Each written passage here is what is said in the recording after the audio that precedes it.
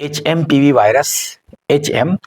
Virus जो news में छाया हुआ है, और ये वीडियो बनाते समय तक भारत में पहला केस आज ही मिल चुका है, कंफर्म्ड केस पॉजिटिव, और टोटल 5 केस मिले हैं अब तक पहले ही दिन। तो इसको लेके जो थोड़ी सी ऊहापोह की स्थिति है, तो पहला बात ये कि बहुत अभी कुछ कहा नहीं जा सकता है, इसलिए आगे जंप करने की जरूरत नहीं है कि ये कितना बड़ा आउटब्रेक होगा। ये अभी हम लोग नहीं कह सकते हैं कि ये आउटब्रेक पैंडेमिक होगा, एंडेमिक होगा, छोटे छोटे पॉकेट्स में होगा। लेकिन जिस तरह से कोरोना वायरस पिछले कुछ वर्षों में हंगामा किया है पूरी दुनिया में, तो सतर्कता जरूरी है और जानकारी जरूरी है। तो जानकारी से ना सिर्फ आप बचते हैं, बल्कि जो जरूरी उपाय है वो करने के पीछे पड़ते हैं, ना कि घबराने लगते हैं। तो एचएमपीवी वायरस के बारे में चलिए थोड़ी जानकारी बटोरते हैं। एचएमपीवी वायरस ह्यूमन मेटा न्यूमोवायरस, ये निमोनिया जैसा सिम्टम्स करता है, नाम से पकड़ रहे होंगे, लेकिन थोड़ा अलग भी है, इसलिए मेटा न्यूमोवायरस। ठीक, ये वायरस जो है थोड़ा पुराना, लेकिन छोटे छोटे पॉकेट्स में ये कॉमन कोल्ड जैसा जो सर्दी खांसी वाला सिम्टम्स ये करता रहा है। कभी कभी थोड़े से कुछ केसेस में सीवियर हो जाते हैं। ये जिस फैमिली से बिलोंग करता है वो पैरामिक्सोविरिडी फैमिली है। तो आप बस ये जाने कि ये कोरोना वायरस वाला फैमिली नहीं है, ये थोड़ा उससे अलग है। कोरोना वायरस से कंपेयर हम लोग जरूर करेंगे। तो कोरोना वायरस और ये दोनों आरएनए वायरस हैं। आरएनए वायरस इन जनरल जो डीएनए वायरस है उससे थोड़ा सा ज्यादा खतरनाक होते हैं। दोनों कोरोना वायरस और ये एचएमपीवी दोनों रेस्पिरेटरी इन्फेक्शंस कर रहे होते हैं। पैरामिक्सोविरिडी फैमिली में ये जो फैमिली है, इसका एक इंपॉर्टेंट और वायरस है जो आप पहले से नाम जानते होंगे, मीजल्स का। मीजल्स को हिंदी में बोलते हैं खसरा। तो आरएनए वायरस है, मीजल्स इस फैमिली से बिलोंग करता है, रेस्पिरेटरी इन्फेक्शन है। आइए नेक्स्ट स्लाइड में चलते हैं। ये जो स्ट्रक्चर है इसका, अगर आप गौर करेंगे तो ये जो स्पाइक प्रोटीन्स कहलाते हैं, ये जो स्पाइक्स निकला हुआ है ताज की तरह, और ताज के लिए टर्म आता है कोरोना ही नाम आता है। लेकिन यहां हम कोरोना लिखने से परहेज करेंगे क्योंकि वो नाम उसके लिए इस्तेमाल कर लिया गया, हालांकि स्ट्रक्चर देखने में मिलता जुलता है। तो ये स्पाइक्स चारों तरफ से लगे हुए हैं और ये अंदर देखिए आरएनए दिख रहा है।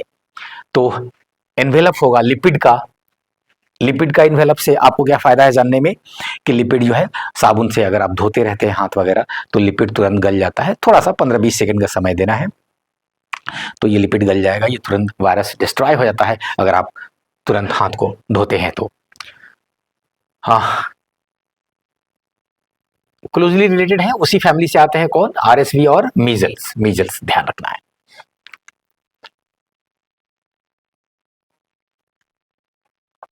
ट्रांसमिशन का बिल्कुल सेम तरीका है जैसे कोरोना वायरस का था कि रेस्पिरेटरी ड्रॉपलेट्स जो खांसने या छींकने में जो बहुत छोटे छोटे लिक्विड पार्टिकल्स रिलीज हो जाते हैं एयर में, वही है।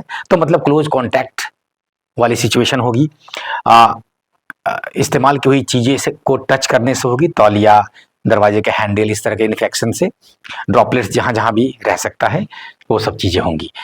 एक जो सबसे इंपॉर्टेंट बात आ रहा है जो कोरोना से डिफरेंट है वो, और इसी वजह से थोड़ा इसमें विशेष ध्यान देना होता है कि कोरोना वायरस जो है वो बच्चों को छोड़ देता है। ये वाला वायरस बच्चों में ही ज्यादा होता है, और एल्डरली में तो दोनों थे कोरोना और ये भी सब। ये चिल्ड्रेन को कर रखा है। चिल्ड्रेन में जो इन्फेंट्स हैं, इन्फेंट्स कहते हैं जो 1 साल से कम के बच्चे हों, और जो 12 साल के, लगभग 12 साल तक के, उनको चिल्ड्रेन कह देते हैं। तो हम दोनों को जम के इन्फेक्ट कर रहा है ये। इसका मतलब ये हुआ कि कोरोना वायरस के अगेंस्ट जो थाइमस ग्लैंड काम कर रहा था, बच्चों में बहुत एक्टिव होता है थाइमस ग्लैंड, वो यहाँ पे नहीं उतना इफेक्टिव है। ये बात।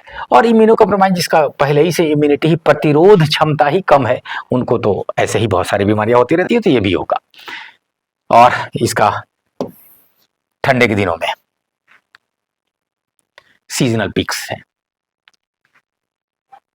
नेक्स्ट स्लाइड पे चलते हैं। Science and symptoms. Science and symptoms में ध्यान रखेंगे, जो जो कोरोना वायरस के सिम्टम थे लगभग सभी होगा। जो कॉमन कोल्ड के सिम्टम है वही है, कॉमन कोल्ड के सिम्टम है। तो ये सब मिलके कॉमन कोल्ड, इनके बहुत सारे स्ट्रेन्स पाए जाते हैं वायरस के, वो कॉमन कोल्ड ऑलरेडी कर रहे होते हैं, उसी में कुछ स्ट्रेन्स हैं जो घातक होते हैं। तो ये जो HMPV का अभी जो स्ट्रेन का आउटब्रेक हुआ है चाइना में कि कुछ पॉकेट्स में, कुछ टाउन्स में, वो स्ट्रेन्स प्रॉब्लमैटिक है। ऐसा नहीं कि ये वायरस ऐसे आता जाता नहीं रहता, आता जाता रहता है। इस तरह की कोरोना वायरस ऐसा थोड़ी कि पहले नहीं था, ठीक है। तो लेकिन वो वाला स्ट्रेन खतरनाक था। आइए, तो सिम्टम वही होगा, कफ, फीवर, नाक जाम, ठीक। थोड़ा सा और अगर सिम्टम बढ़ा, दिक्कत बढ़ी, तो सांस लेने में दिक्कत, शॉर्टनेस ऑफ ब्रेथ, ठीक। और फर्दर इन्फेक्शंस कर देंगे चेस्ट के अंदर, तो निमोनिया या ब्रोंकाइटिस। जो फर्क है वो देखिए, वो वाला इंपॉर्टेंट बात पकड़ना है। कोरोना वायरस में वीजिंग वाला सिम्टम्स नहीं था। वीजिंग कहते हैं सांस लेने में दम फूलने वाला जो आवाज होता है ना, वो आवाज कि सांस छोड़ते समय सीटी जैसा बजता है। तो खांसते समय एक अलग आवाज आएगा सीटी जैसा, सांस छोड़ते समय भी आप गौर से सुनेंगे तो भी हल्का आवाज आ रहा होगा सीटी जैसा। तो ये वाला उससे अलग है, ये ध्यान रखिएगा। ये HMPV में प्रोमिनेंट है, ये इंपॉर्टेंट है।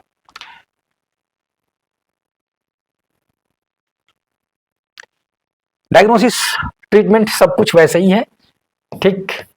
डायग्नोसिस में पॉलीमरेज चेन रिएक्शन और वायरल कल्चर से करते हैं। ट्रीटमेंट में ध्यान रखना यह है कि हम लोग कोरोना वायरस में वैक्सीन बना चुके हैं और लगा चुके हैं लोगों को, लेकिन अभी इसका कोई वैक्सीन अवेलेबल नहीं है। वैक्सीन नॉट अवेलेबल, ठीक है।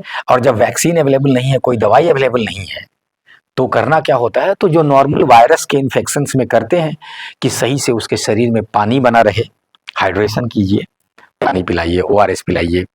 किसी को ज़्यादा दिक्कत है तो फिर बाहर से फ्लूइड दीजिए, ठीक। और सांस में दिक्कत है तो उसके लिए बाहर से पॉजिटिव प्रेशर दीजिए ऑक्सीजन का। तो इस तरह से ये मामला था। प्रिवेंशन, एक स्लाइड प्रिवेंशन का भी देख लिया जाए तो कुछ नहीं, हैंड वॉश करते रहिए। उसके लिपिड जो इन्वेलप है जिसमें जगह जगह प्रोटीन्स है, उसको डिस्ट्रॉय कर देता है। क्लोज कॉन्टैक्ट से बचिए, यानी मास्क वगैरह, 2 गज की दूरी, मास्क है जरूरी। और जो सरफेसेस है सैनिटाइजर्स जहां जहां पॉसिबल है वहां यूज कीजिए, ठीक। Potential future vaccine under development, ये अभी मतलब इस पे तुरंत ध्यान दिया जा रहा है। गवर्नमेंट एक्टिव है इसको लेके कि अगर तुरंत ये होगा तो वैक्सीन की जरूरत पड़ेगी, तो ऑलरेडी इस पे रिसर्च वगैरह शुरू हो चुका है, ठीक।